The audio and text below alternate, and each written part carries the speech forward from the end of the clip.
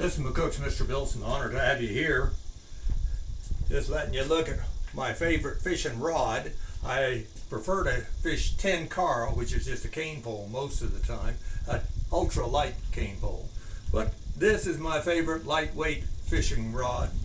Be that as it may, so we're going to talk about fishing just a little bit. My friend, for so many years, what a blessing he's been.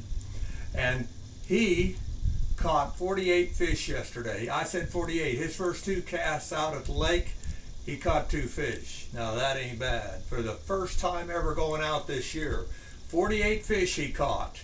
Yeah, and he's the kind of guy you could pay him and he wouldn't lie about fishing. I can't guarantee about everything else, but fishing or stretching the truth, nope, not him. He's religious on his fishing. But be that as it may, let's talk about a fishing incident that I caused. I said I caused it.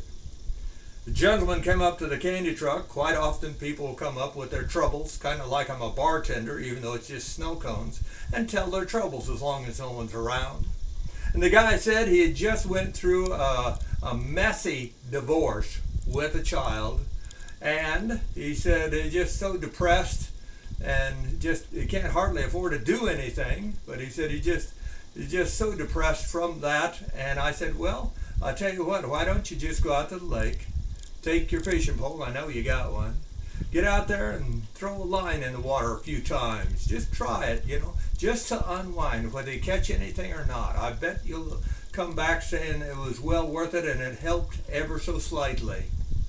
He took me to my advice and he went out, and not within 30 minutes, he had caught a largemouth bass, about a 3-pounder, nice sized bass. And as he got it up there, he had treble hooks, double treble hooks on that lure. And as he grabbed the fish, and he hadn't fished for years, but he grabbed that old fish, the first thing it did was flip and put the other hook into his hand. And so now he's dropped his pole and he's fighting, trying to hang on to that fish so it doesn't yank on the hooks that much more.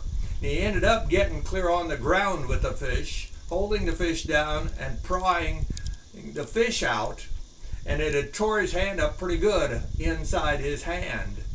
And so he, all bloody, he headed to the hospital emergency room. And a good 2 hours of work that surgeon had to do to patch him up. I'm here to tell you, get the hooks out and patch up. And it tore up his muscles some.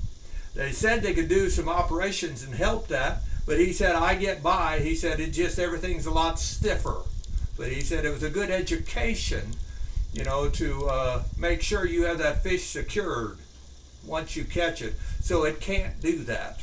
But I caused that indirectly by telling him to go fishing. If I hadn't said that, he wouldn't have went, and that wouldn't have happened to him.